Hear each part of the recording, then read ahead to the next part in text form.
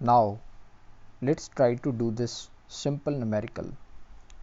Now the efficiency of the falling cell is 84%. The cell is given A plus B2 positive in equilibrium with A2 positive and plus B. Delta H value is given minus 285 kilojoule. Then the standard electrode potential of the cell will be. Now let's try to solve this.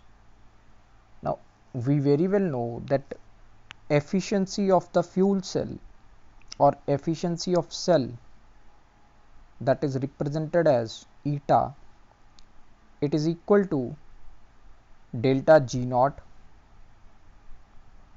by delta H. Now we very well know that delta G naught is equal to minus NF E naught cell, where E naught is your standard electrode potential of the cell.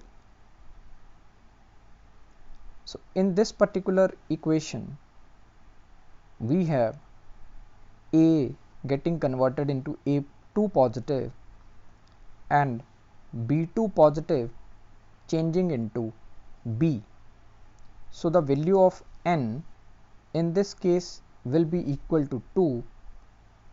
We very well know that Faraday's constant has a fixed value of 96500 coulombs multiplied by E naught cell from the equation divided by, now delta H is given in the question, that is 285 but kilojoule.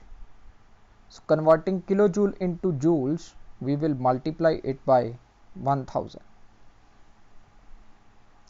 Now efficiency of the cell eta, in the question it is given that it is 84%. That means 84 by 100, which gives us the value of eta as 0.84, which is equal to minus 2 multiplied by 96500 multiplied by E naught cell divided by minus 285 multiplied by 1000. So from this equation we can calculate the value of E naught cell. Now doing the mathematical calculations, E naught cell comes out to be equal to positive of 1.24 volts. So D is our correct option. So what is important to learn from this numerical is the formula or the relationship between eta efficiency of cell, delta G naught and E naught cell.